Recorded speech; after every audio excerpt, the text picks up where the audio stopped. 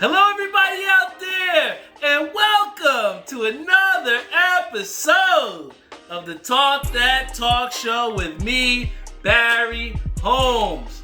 Now here we are for our 98th episode here of the Talk That Talk Show. Like I said, we're inching closer and closer to that 100th episode, and like I said, with each episode that we get closer, I just try to continue to look back and think of some of the ways that have got me to this point, man. Shout out to Aaron Griffin Valeri. Shout out to Bash the Bang. Shout out to Rob Thomas, Doc G, Ishabai Crane, Al, Amy, Alex Balonis. He loves my hat. This is the Lehigh Valley Iron, I think it's the Sprinkles. Shout out to Hat Club for that.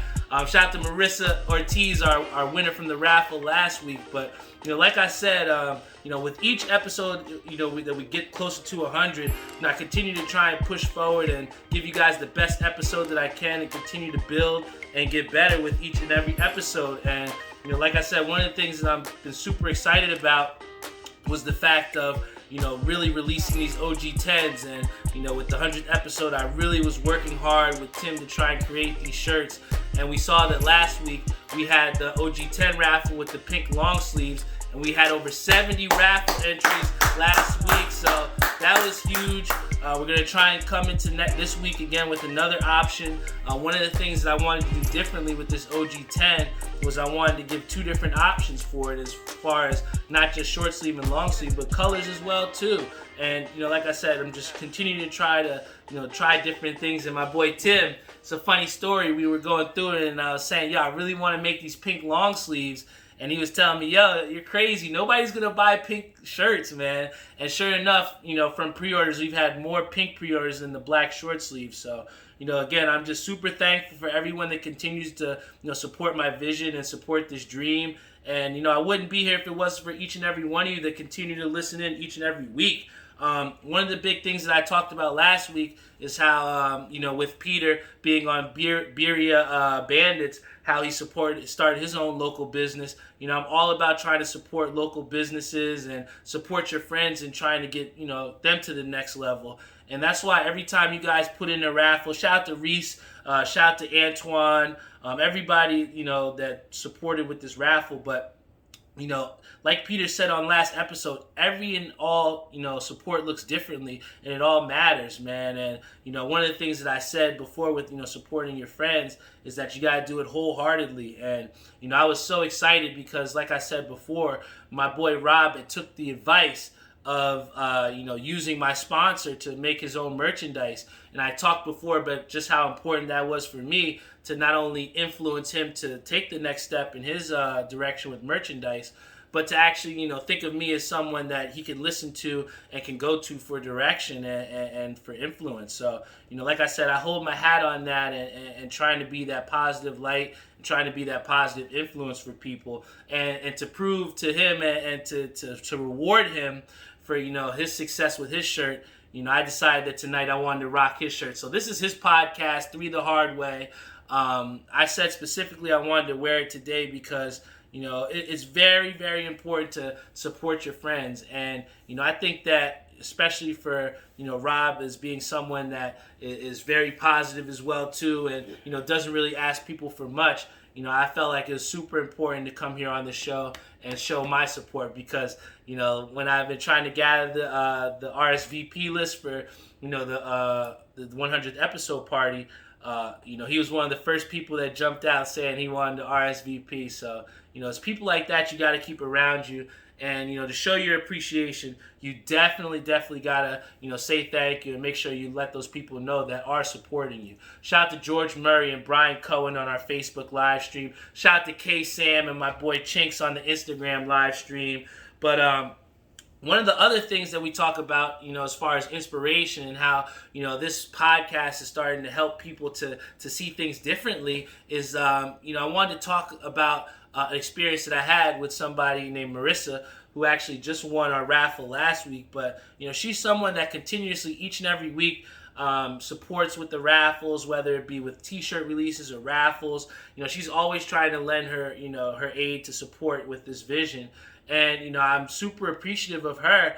And one of the things that I had highlighted on my last podcast was that, it's super important to really invest in yourself. And you really got to look within yourself and see what are the things that, really make you go.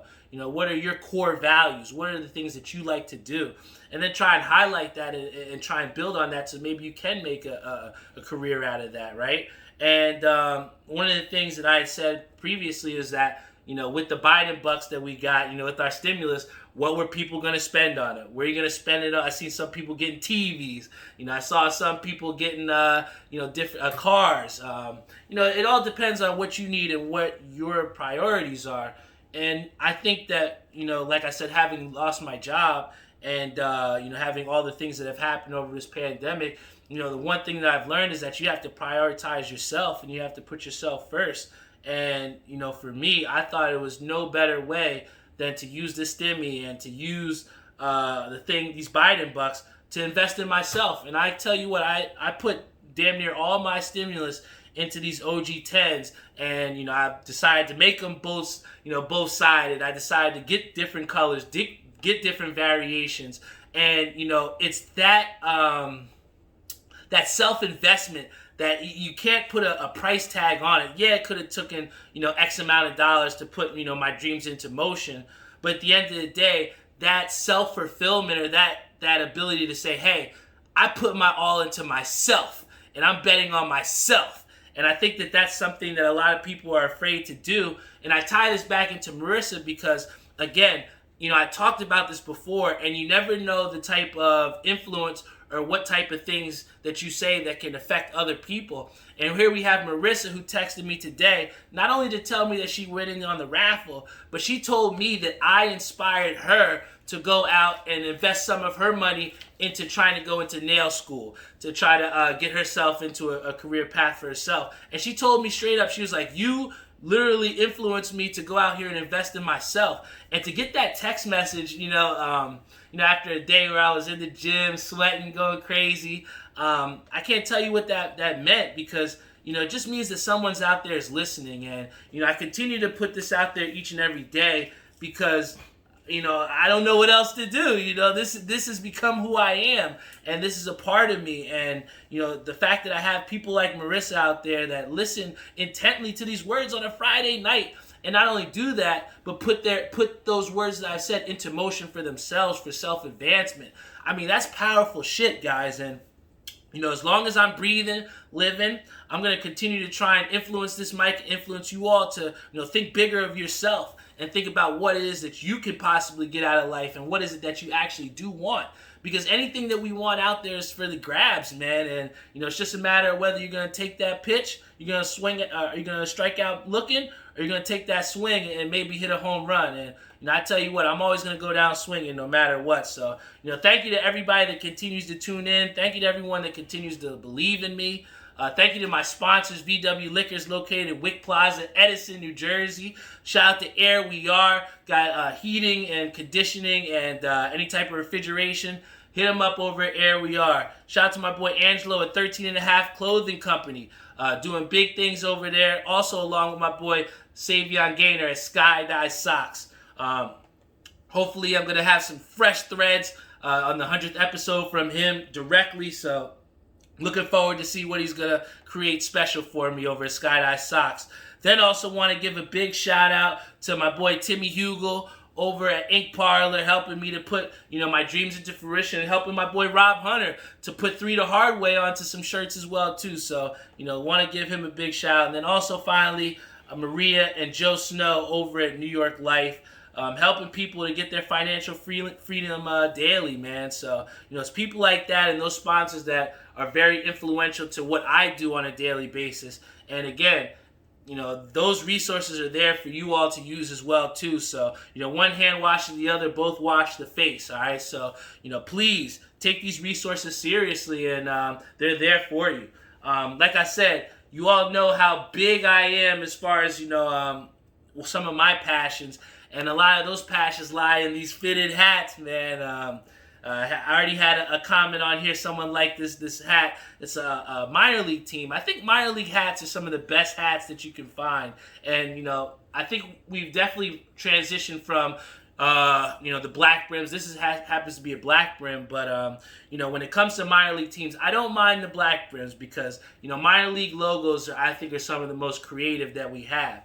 And I know that we have minor league baseball and we have some of the minor league basketball teams, which are your G League teams, but we have yet to really see the NHL tapped into a little bit. And I know that I had asked one time on a live to Hat Club, I was like, when are these minor league hockey league hats going to come out?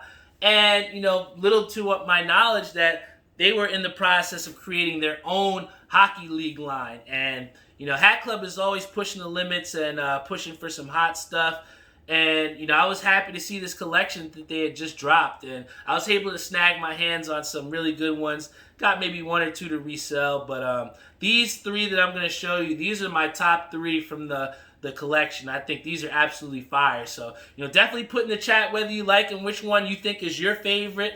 And we'll go from there, man. First things first, like I said, Hat Club really released this collection, which is called the Hat Club Hockey League. So there is no Hat Club Hockey League, but they kind of went on a limb to create this like fantasy league where they had logos that were created in hockey spirit from all the different parts.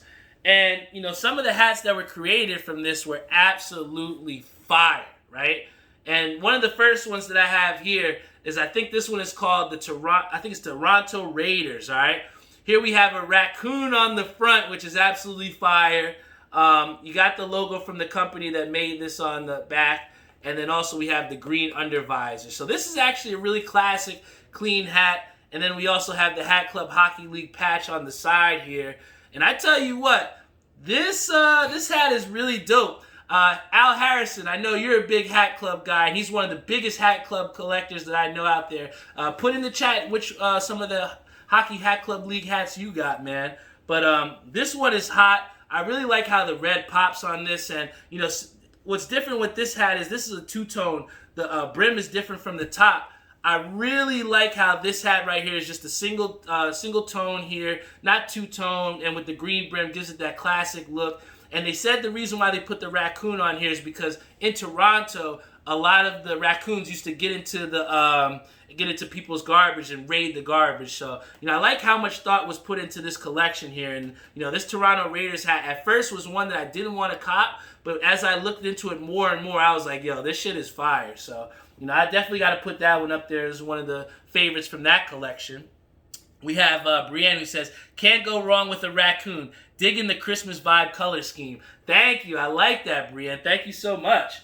But this one right here, I was debating about wearing this hat today, but it didn't match. But I was like, all right, maybe I'll save this for another time because I had to wear something to rock with my boy Rob's 3 the hard way. But this one right here, the Florida Snowbirds.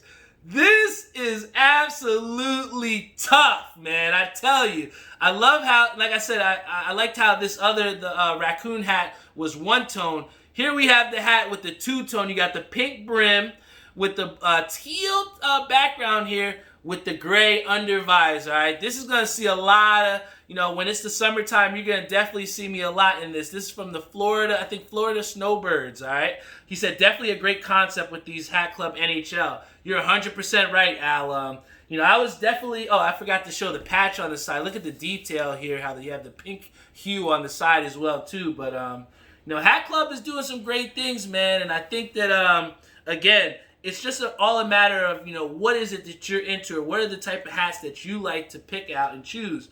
And, I've really been impressed with some of the Hat Club drops. I just wish they would send my damn pins, man. I mean, some of the time they put the pins in there sometimes and they don't. It's like, come on, bro. You got one job. Put the fucking pin in the box, all right? Come on. And then finally, we got one more here. We got Brienne who said, those colors pop, giving me Saved by the Bell vibes. I like that, Brienne. Yo, you're sure you're not a Hat Club connoisseur, Brienne? You're giving some good feedback here on this. But I think you're going to like this one. This one right here is the Hollywood Haunts, all right? This one is my favorite one, I have to admit. I came out with the purple OG9 shirt, so this is definitely going to get some use with that OG9. This is the Hollywood Haunts. I think the basis from this one was the fact that A lot of people in Hollywood have a lot of haunted houses, and they have a lot of ghosts that they feel are spooking up their places. So this place, I think it's called Camacho Studios, one of my favorite places that does collections with Hat Club. And they came up with this to highlight some of the haunted places out in Hollywood. And the favorite has got the mint brim to this one. Al said that's his favorite too. I mean, it's hard not to like this one. I think this is one of the first ones to sell. This is called the Hollywood Haunts. This is definitely going to be some solid rotation in my, my hat wearing. And, that was that collection, man. I'm definitely happy to been able to scoop my hands on some. For those people that didn't get a chance, please, the quickest way to stay in tune or to find out when the drops are happening, make sure you're following them on Twitter or follow the story on Instagram. I'm telling you, I think they just had some Peacock drop that happened not too long ago. But if you want to stay in tune with that and stay up with that, you're definitely going to have to check out those resources, man, because Hat Club is putting out some fire, and I'm just happy to be one of those people that's able to score. I caught a huge loss. I did not get the Mets Islanders hat that dropped, and that hurt my soul, man. So, there's no worse feeling than missing out on a Hat Club drop. But, moving past the hats, I talked briefly before about how I was going to be, bowling in this tournament recently. And this was going to be over at Ocean Lanes. This is actually a bowling alley that I had never bowled at before. And I tell you what, it was very interesting because, for some time, I've known myself as a handicap bowler and somebody that takes comfort in having those handicap pins or those extra pins. And, when I signed up for the tournament last Sunday, I had no idea that it was going to be a scratch tournament. And for those that don't know, scratch means there's no extra pins, there's no handicap. So, I went into this place having never bowled there before a day in my life and, trying to go out there and qualify and make the cut, man. And even though I came up just short, I wound up shooting a really good set. I shot 650 and just missed the cut by, I think it was like 27 sticks or something like that. And, it was tough. And I wish that I made the cut. But, I look back on it and think, where could I have went wrong? What could have happened? And it was just one pin, 110 pin that I had missed all game. The whole set, I only missed one shot. And it turned out to be that one shot that cost me the cut. And I go to say this to not only say that, but later on in that week, right? So, you had the heartbreak on Tuesday of that. Then we have a situation, on Sunday. And then we have a situation on Tuesday where my brother absolutely shoots the lights out. I think he shot like 660 something or 680 and absolutely wiped the doors off his opponent. But, I came in there and I shot pretty decent. I shot 613, but the guy, Craig Garlow, shout out to him, he shot 680 on me, and it just wasn't enough, and we wound up splitting. But, in a time where, it seemed like we were just absolutely killing it, we wound up only, splitting points. And, I bring both of these to say that, at shooting 650, I never would have thought, bowling scratch in a house that I never bowled before, that I would have bowled as well. And I also never thought that, with bowling, I think 613 on Tuesday, that was the 7th out of 8 weeks that I had bowled a 600 and still lost and still didn't make the cut. So I go this to say this to all of you in that, there are going to be times where you succeed, and there's definitely going to be some times where, you're going to have success. But you just are going to have to be ready to see that sometimes that it's not going to be enough. And it's going to be, what are you going to do after that? Or what is your reaction to not getting the outcome that you desire? And I think that, for me, I've been someone that have just been trying to take things by the reins and just get back on the saddle. Shout out to my boy Steven Baum. He asked me to come sub for him last night, and I wound up putting together a good performance, and he asked me to come back and sub again. So, I'm just taking all this different practice. I got a tournament this Sunday, then I'll be heading to AC afterwards. So, the main thing is, with, a lot of progress that's happening, it's good to use those as benchmarks to see how far you've come or, where you're going. You have, Chris Shank Jr., who had his dad said, trust your talent. I'm trusting my talent in the fact that I'm putting myself out there to compete.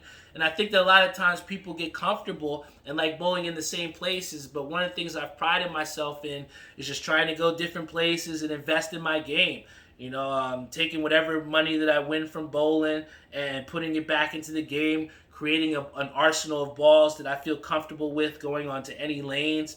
And, that progress has been something that has been a tremendous thing to be a part of. And, I really relish the opportunity to make a name for myself. I think that, for so much, people had known me as a basketball player, somebody that played baseball previously. And it was funny, my boy Frank Lanza, shout out to Frank Lanza, he asked me, he's like, do you still play basketball anymore?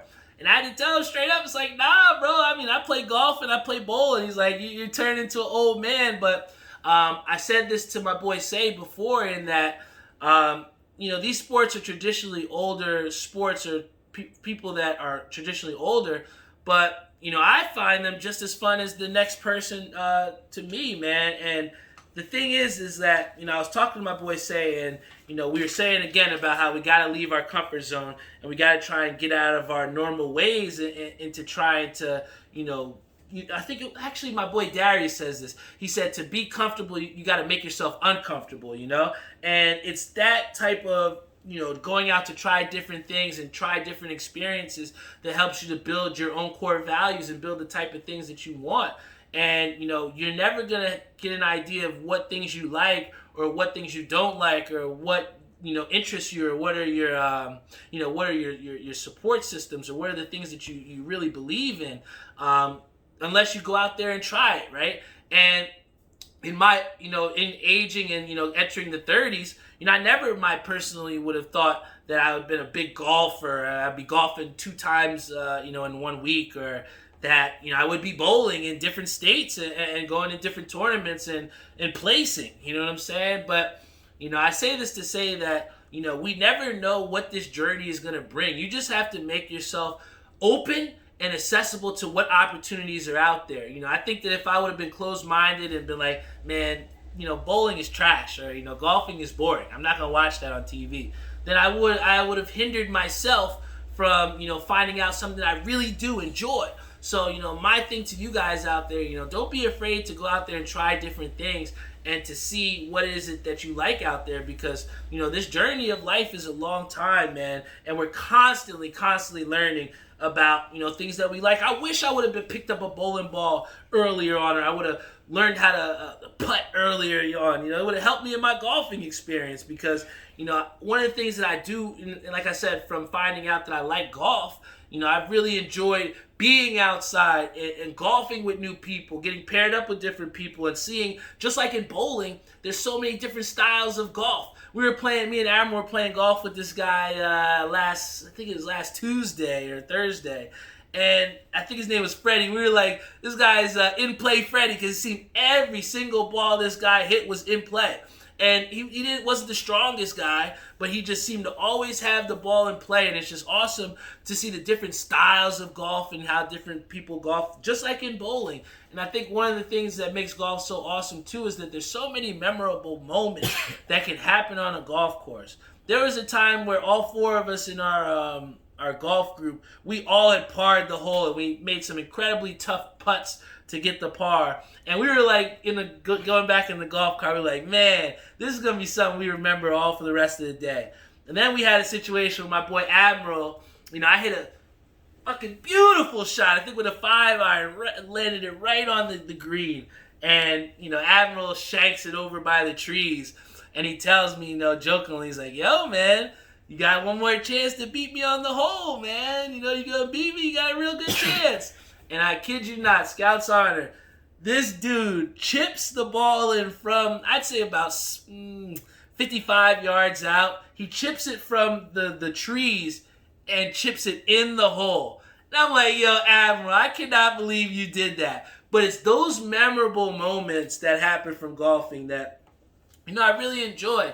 And just like in bowling, there's always room for improvement. And, I saw that when we went to Tamarack West, shout out to Tamarack. Very beautiful course, much longer. I saw that, in the course that I'm traditionally used to at Raritan Landing, it's a shorter course. You got a lot of par 3s, some par 4s, but never par 5s. And I mean, I tell you what, I had to literally, and this is the most humbling experience, let me tell you. So we had a par 5, and the ball, and it was about 580 yards to the hole, almost 600 yards to the, so it's over 6 football fields to get to the hole. And I absolutely drove the shit out of the ball. I think I drove for like 250, 270 yards. Admiral's like, damn, man, that's a great shot. And then you get to the ball and you look, and you still got about 300 yards out, man. And I tell you, that is the most humbling feeling to be like, yo, you hit it so far, but yet you have so far to go. And it's like that same type of mentality you take into life where it's like, you can stop and appreciate that shot. That real one shot was really good. But you still got 4 more to get to that hole, man. And it's so, it's crazy when you go through these experiences and you're able to relate them, because at the end of the day, the thing that separates us from, animals is the fact that we are very reflective mammals. We're able to see the things that happen, make the adjustments, and go from there. And I feel like that same thing happens where, you take from sports where we have these experiences that happen and we're able to use them to adapt how we move our life positively, man. And and that's why I think it's so important to go out there, and whether you skateboard, rollerblade, play basketball, baseball, just get out there and play some sort of sports, because it's so important, the values that you get from sports. And I wouldn't be who I am if it wasn't for sports as well too. So go out there, have some fun, get out there and just enjoy yourself, man, because the weather's been beautiful. I don't know if you've been outside, but it was 77 degrees today, man, and I was just so happy to put some shorts on, man. Sheesh. But one of the things that I know is huge here is we have March Madness. My bracket is shot. A couple of my family members are doing really well in the bracket challenge. Sadly to say, I won't be cashing this year. But it's been exciting to watch in those first couple of days, because we saw a lot of upsets. And as much as we're surprised about the upsets, even though I didn't pick them, I'm really not surprised that we have so many people like Oral Roberts that are in like the Sweet 16. And the reason why I'm going to say it to you is this. I want everybody to go back to episode 3 if you can, whether it's Spotify, Google Podcasts, Apple Podcasts. I want you to go to that 3rd episode where I talk about Barry's bracketology. And in that episode, I talk distinctly about how the difference between mid-major and major conferences is slowly shrinking. And I think that last year, before the stoppage with coronavirus, we started to see that those mid-major teams were taking out Kansas and the big dogs of, the Big East or the Big Ten conferences. And now you're starting to see teams like a Rutgers, who is a mid-tier team in that Big Ten conference, or you're starting to see other teams like a Oral Roberts or a Loyola Chicago that's going out and beating prestigious programs. But guys, this is no surprise. The gap between the mid-majors and major conferences are shrinking. The only thing that distinguishes these guys and the differences between like a Southland Conference and an ACC is merely attendance, all right? And I think that so many times, look at a team like Texas, who had some of the best freshman classes coming in, and you have a guy in Shaka Smart who absolutely killed it over at VCU, but then goes 0-4 in the tournament as being a coach at Texas. It just goes to show you just how much pressure is on these big-name programs to succeed, and not only succeed, but win in the NCAA tournament. And that shit is hard. I tell you what, especially in a time like now where you don't have those home fans, or there's not multiple sites to get, your fan base to come in. It's hard, especially when you have these younger teams and these mid-level, I'm not even going to say mid-level team, I'm going to say smaller attended schools, because they're coming out there with nothing to lose. I think that when you have that mentality of nothing to lose, you have everything to gain. And that's what these smaller attendance schools are doing. And I applaud them. But the one thing that I want to take away from this, and not even just that the mid-majors are really rising, but I want to highlight something that really I did not like. And, I played a college sport, whether it was for a couple years or whether I didn't get much time. I played, it's whatever. But, the feat of playing a collegiate sport is something that should never be minimalized, all right? It is so many other people out there that would want to be in that same position that you were in as a college athlete. So, you can't really take that for granted. And I think that for athletes to be able to make the big dance, they should be highlighted, they should be celebrated, pampered, whatever you want, to make this experience as special as possible. And what we saw is that, the men's side of things for college basketball, they had pristine weight rooms and everything looked beautiful as far as the food. And then you looked at the picture of the girls basketball, and these girls were getting fed jail food, just little trinkets in their goodie bag or whatever. And it just made in comparison, it just made it seem like they didn't really care about the girls, man.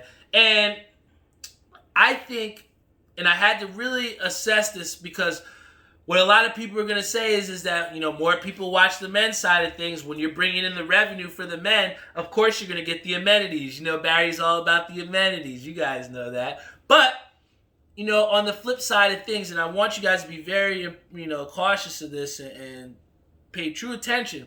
I have a sister who played college bowling. She was on the bowling team, and I immediately thought of her, and I was thinking, well, damn. What if my sister wasn't getting treated fairly from opposite of the boys' bowling team? What if she didn't get special meal tickets, or whether she wasn't getting equipment? I look to my sister, and I'm thinking, damn, I would not want my sister to face what these girls did as collegiate basketball players, because it's like, how can you sit there and give your all for a team and for an institution and for an organization like the NCAA, when it seems like they don't even care about you? They give you a little bit of towels, a water bottle. When you see the guys on the other side thing have amenities spread all across the bed, and they have a whole giant weight room, and they tell the girls that there's not enough space when the space is being used for nothing. This is a huge, major issue that I think has to be talked about, because at the end of the day, if I'm not going to talk about it, if it's not talked about, then who will? If I can get a couple of people to Google this up and say, wow, these girls, they really weren't treated fairly, then maybe I'm doing my part, because the whole point of this conversation is just to inform you all of what is going on out there. And, like I said, I just think to my sister, who gave her all 4 years for a program, 3 years for a Morgan State historical black college program.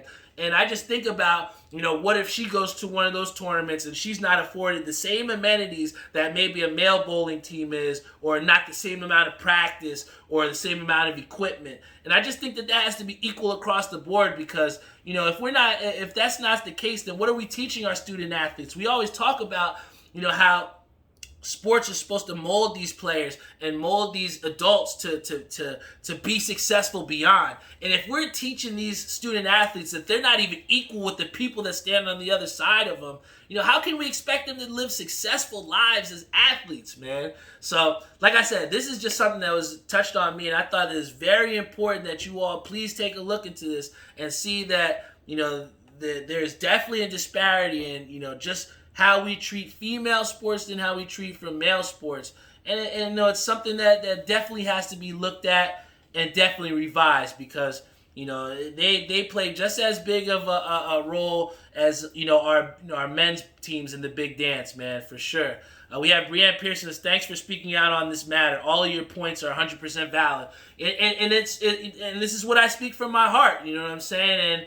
I just hope that, moving forward, that things do change and we can have, the female athletes to have some of the same things that our male athletes are afforded, because, it's important, man. It's important. And I like I said, I just look to my sister, man. I just hope that, the same thing is followed for her, man. So, thank you all for listening to that. But, I know you don't want to hear my spiel about that all the time, but I do have something really important. We have Lou Gary, who says, love the hat, bro. Thank you. A lot of you guys are liking this Lehigh Valley Sprinkles hat, man. Might have to put this in the Hall of Fame of hats, man. But one of the things I definitely wanted to talk about was this Knicks team that came back last night. I don't know if you guys saw it, but they came back against a Wizards team that they blew the doors off just 2 nights before. You go out and you beat a team by 30, 25 points. Like Walt Clyde Frazier says, it's hard to get up again and try to go out there and beat them. And I think that, a big thing as far as why Tom Thibodeau is such a great coach is he's able to motivate these guys to go out there and play hard.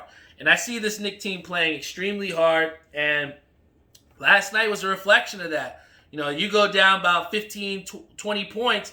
I was subbing, and I actually had this guy, Eric Turner, shout out to Eric, but he asked me, he's like, yo, is this game over? You think this game's over? And I'm like, nah, man, if they can just cut it to 10 or 12, they got a real chance to win this game. And I truly believe that, and when I watched the game, because we had ended bowling a little bit early before the game ended, I stayed and I watched that game, and I tell you what, to see the fight in that team and to see the resilience, it's something that I've been yearning to see from this Knicks team for decades, man. And, whether we advance in the playoffs, whether we make the playoffs, I think that, last night was a reflection that this New York Knicks team is not going to roll over for anybody. You know what I'm saying? We have Theo who said Randall should be getting MVP votes. He's playing out of his mind. I mean, look at what he's doing, Theo. He's showing you a post-up game. He's showing you the fadeaway. He's showing you he can distribute the ball as a point forward. All right, he's telling you he can stay out of foul trouble while doing that. And he's playing over 30 minutes. So, I mean, a lot of people are not going to give him that MVP nod, but I think that is somebody that we seriously should consider in the MVP race, because I guarantee you this Knicks team would not be as good as they are if it wasn't for the likes of Julius Randle. And, moving forward, this Knicks team is going to, like I said, have to beat the teams that you're supposed to beat. They had a tough stretch where you lose to the 76ers in Brooklyn and some tough, tight games, but they showed that they can play with these guys. You even have Stephen A. Smith talking about a hypothetical 7-game series with the Brooklyn Nets and the Knicks in the playoffs. This is the type of belief that you will instill in people when you go out and play hard. So if you're the Knicks out there, if you're anyone from the Knicks listening, continue to play hard, because we're proud of you out here, man.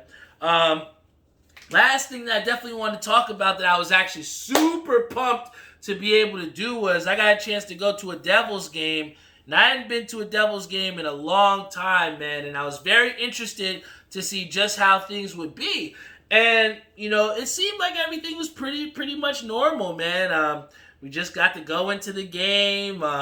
There wasn't as many people there, but, there were some times that were a little weird, like, especially on times where the other team was, like, on a power play. And normally everybody in the arena would be saying, kill, because they want you to kill the power play, but there's only a couple people saying it out there. And when you're sitting next to cardboard cutouts, it's kind of weird at first, but I was just so happy to be there in that arena, experiencing live sports.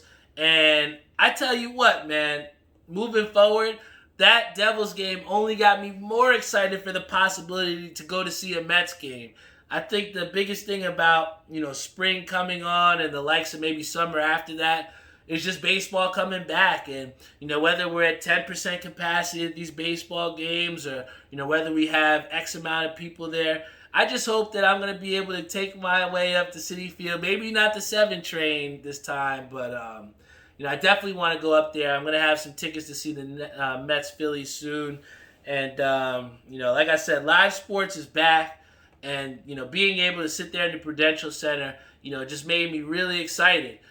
Theo said, how safe did you feel there? That's a great question, Theo. Honestly, I felt very safe. Only because of the fact that it was very spread out. You know how we talked about when we work in the school system, they talk about your 6 feet of area. The kids, you can't be able to touch each other, when you put your hands out like this. And I think that, there was enough space, maybe like 3 people length of that, to where, there were certain sections. And this is the biggest thing too, Theo, that made it really awesome.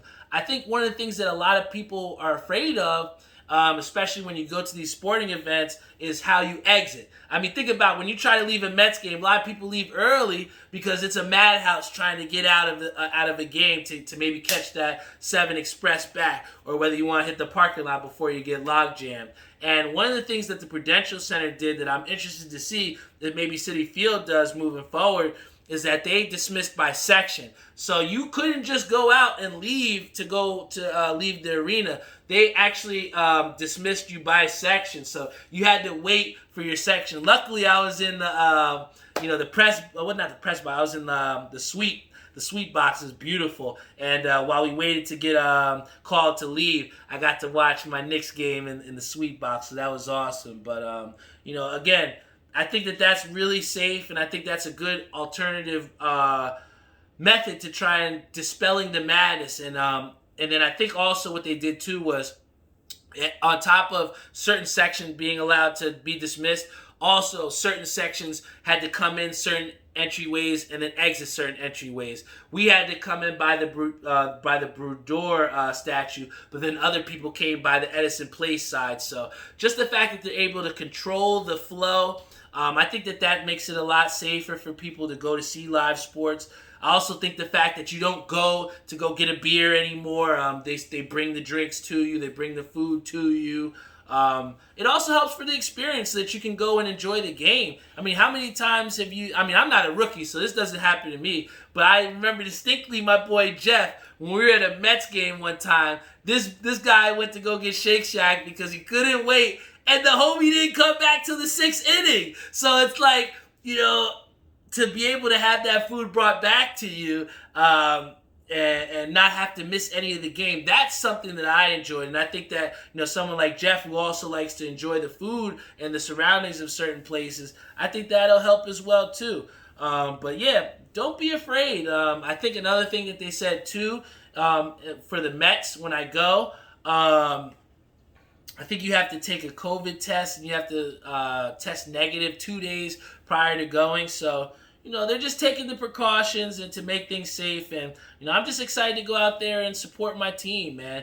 Theo said, happy those people that work in the stadiums can still have a job. Like I said, from someone speaking on the other side that's lost my job and is dealing with unemployment, it's so important to provide those jobs still for the people that were the backbone for, these teams and these organizations for so long, man. So, big shout out to them, and big shout out to, all these stadiums and teams opening up to the fans again, because, we're starting to beat this thing. It's not over. It's definitely not over. But, it's encouraging to see these steps being taken to get right in the right back direction. And to that, guys, I think it's an awesome time to get into our beer review, all right? This beer review tonight is a beer by Bolero Snort Brewery. No surprise. You guys know how much I love their beer. I got to support the Jersey beers out there. And this one is called Paper Bowl Calls It Quits, all right? And this is kind of like a play on the Paperboy game, but it's with a bull on it. And let me tell you the ingredients to this, guys. Let me tell you. You got heavily fruited sour with blueberry, peach, and pineapple. Wow. Blueberry, peach, and pineapple in a heavily fruited sour. I'm interested to see what this color is going to look like, because a lot of times when you put those flavors together, they're not ones that you seem to get put together. I feel like I'm going to be drinking an Arizona can here, but I'm excited, yo. I think last week we had a beer that was a little bit on the heavier side of things, but I'm excited to try this sour beer. We had a sour beer on the golf course, and I don't think Admiral liked it too much, but I'm a fan of the sour beers. They're definitely an acquired taste, and I think this is a great benchmark to start at for anybody that is looking for a different beer to try out. So, here you have the Bolero Snort Brewery Paper Bowl Calls It Quits. Look at the can. Isn't that a cool little can there, man? You got the Paperboy thing on there. I feel like I'm playing NES again, about to break the B button, all right? Here we go, guys. Like Brienne says, you can't chug without the mug. I don't think I'm going to be able to chug this thing today, Brienne. It's been a long day, but a little 7.5 alcohol in there. But now I'm really going to try and enjoy this beer, so you can't sip without the drip. I don't know. I got to work on it. I don't know. Somebody put something in there for not chugging. But here we go, guys. I love you all. Let's see how this beer works. Here we go.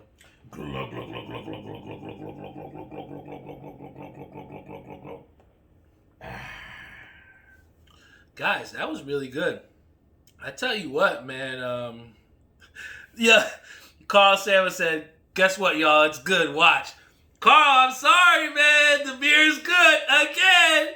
I know you're waiting for me to have a beer that you don't like. But Maybe you'll have to see that on the 100th episode. Maybe that might happen. I don't know. But it ain't gonna happen. Because this beer right here is fire, man. I refuse to suggest to you guys a beer that I wouldn't drink, all right? And like I said, as someone that's been hitting the gym and priding themselves on trying to live a more healthier life and live a more positively active physical life, if I want to drink a beer, I want to drink a good beer, all right? I don't want to drink a Miller Lite. So, again, I'm going to continue to suggest good beers, whether Carl doesn't like to hear it or not, all right? So, you're going to continue to tune in and get good beer reviews on beers that I would want you to drink.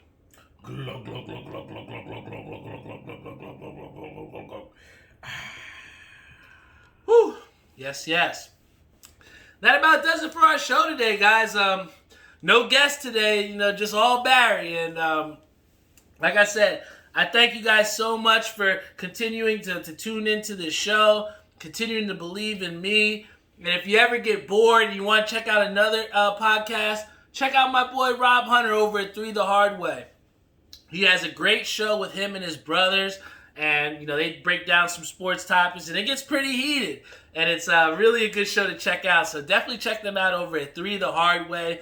And they do a really good editing with their post footage on YouTube. So, I'm all about supporting your friends, man. And I specifically wore this shirt today because I want you guys to know that I'm not all about just my podcast and supporting my podcast. There's other things that you can listen to out there. And don't be afraid to try and, see things that you like, too.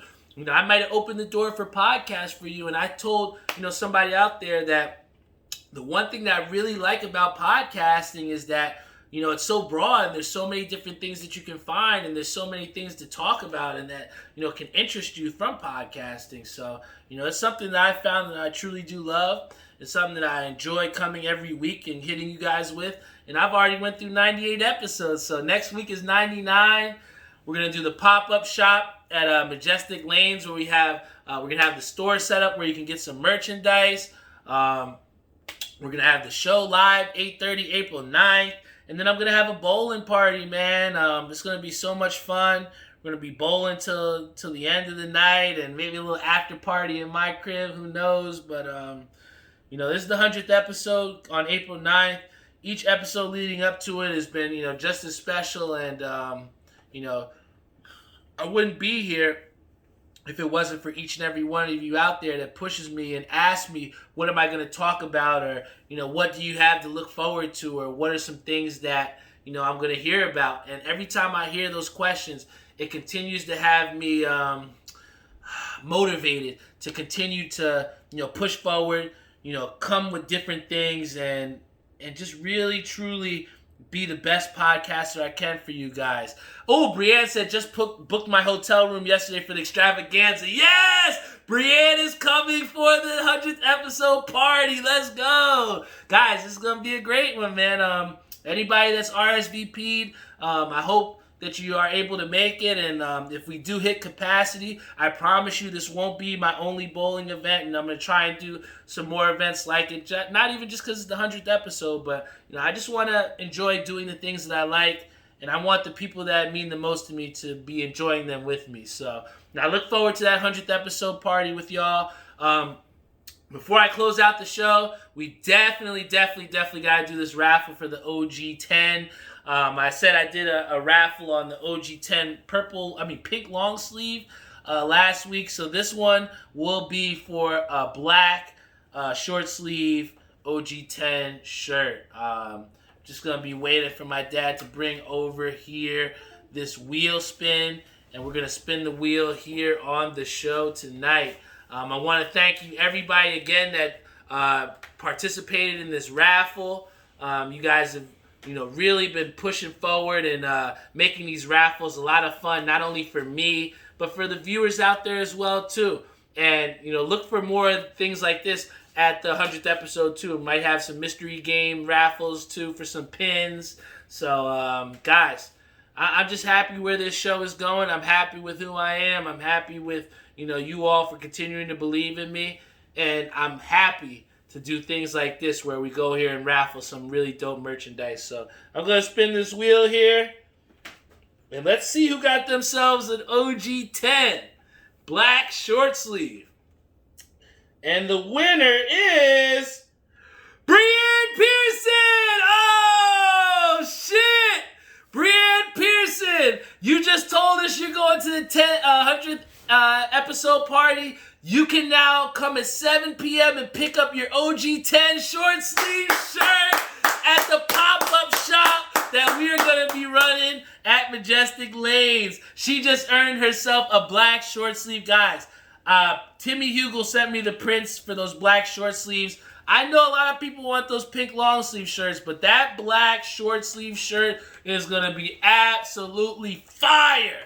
And Brianne just earned herself one. So big shout out to Brianne Pearson. This is the Talk That Talk show. You never know what's going to happen. Come on, man. Gotta give a big shout out to our sponsors. VW Liquors located in Wick Plaza, Edison, New Jersey. Let's go, Mets! Let's go, Mets! You know the vibes. Come on, man. You know the vibes. Come on, man. If you ain't hyped right now, come on, man. What's wrong with you? Shout out to Air We Are. Best heating, conditioning, and refrigeration that you need in the South Side. Hit up my boy Jeff Galata. Also want to give a big shout out to my boy Savion over at Skydive Socks. Angelo Crognoli over at 13 and a Half Clothing Company. Want to give a big shout out to my boy Timmy Hugel over at Ink Parlor. And then finally, Joe Snow and Maria over at New York Life, helping people to get their financial freedom every single day, man. This is the Talk That Talk show. I want to thank you, as always, for tuning in. A big shout out again to Brianne Pearson for winning our OG10 raffle. And then also, I want to give a shout out to everybody that was on our Facebook and Instagram live stream. I'm going to get this uploaded and edited out so, you know, I can get out to everybody, whether you're in Centennial, Colorado, whether you're over in Pennsylvania. I saw some people that were tuning in from Idaho the other last episode, and from Ohio as well, too. Guys, you know, you are all the reasons, whether you're watching live, whether you're not watching live.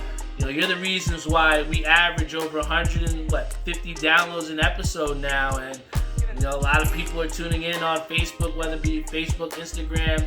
You know, I just remember those days when I struggled to get anybody to listen, and you know, I'm just glad to still have your ears. So again, thank you so much for tuning into the show. Thank you for believing me. I love y'all, and continue to believe in me, because you know, I'm gonna continue to make you guys proud.